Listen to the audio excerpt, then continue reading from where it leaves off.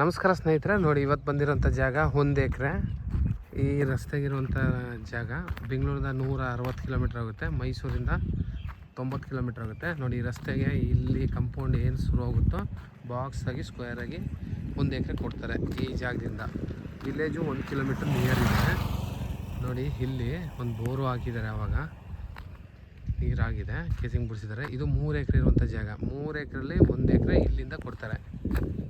ನೋಡಿ ಏನು ಈ ಕಟ್ಟೆ ಇದೆ, ಇಲ್ಲಿಂದ ಹಿಂಗೆ ಕೊಡ್ತಾರೆ. ಸೇಮ್ ಮಣ್ಣು ಇದೇ ಥರ ಇದೆ, ಬಾಕ್ಸ್ ಆಗಿ ಸ್ಕ್ವೇರ್ ಆಗಿ 1 ಎಕರೆ ಒಂದೊಂದು ಸಾವಿರ ಅಡಿ ಇದೆ 3 ಎಕರೆಲಿ. ಅದರಲ್ಲಿ ಎಷ್ಟು ಬರುತ್ತೆ, ಒಂದು ಎಕರೆ ರೆವೆನ್ಯೂ ಸ್ಕೆಚ್ ಮಾಡಿ ಕೊಡಿಸ್ತಾರೆ. ಜನರಲ್ ಪ್ರಾಪರ್ಟಿ ತುಂಬ ಚೆನ್ನಾಗಿದೆ ಜಾಗ, ಮಾತ್ರ ರೆಡ್ ಸಾಯಲು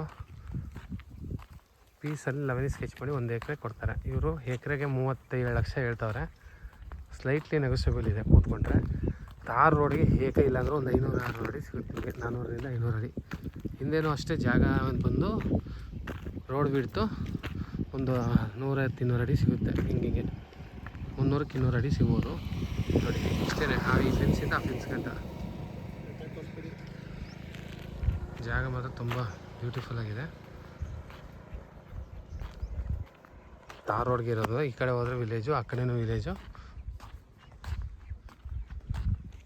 ನೋಡಿ ಮಣ್ಣು ಮಾತ್ರ ಕುಂಕುಮ ಥರ ಇದೆ. ಸುತ್ತ ಬಾಕ್ಸ್ ಸರ್ವೆ ಮಾಡಿ ಅದು ಬಸ್ಟ್ ಮಾಡಿ ಫೆನ್ಸ್ ಹಾಕ್ಕೊಂಡಿದ್ದಾರೆ.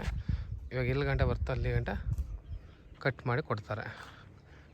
ರೆವೆನ್ಯೂ ಸ್ಕೆಚ್ ಮಾಡಿ ಮಾಡ್ಕೋಬೋದು. ಜನರಲ್ ಪ್ರಾಪರ್ಟಿ ತೊಂದರೆ ಇಲ್ಲ.